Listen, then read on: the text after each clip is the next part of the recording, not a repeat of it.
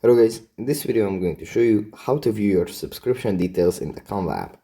But before that, don't forget to subscribe and leave a comment down below, because at 10,000 subscribers I'm going to show you my whole YouTube revenue statistics and growth strategy.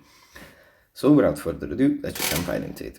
First you have to open up the Canva app, and here it opens up in the home menu.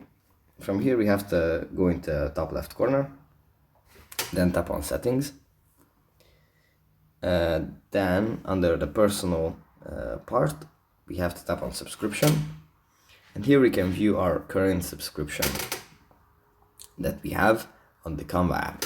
For example, on this account I have Canva free, which is free forever, as you can see. But if you subscribe and you have a Canva subscription, then it's going to show the details of that option here. So yeah, that's pretty much it for this video. Hope it was helpful for you guys, and I'll see you in the next one. Bye.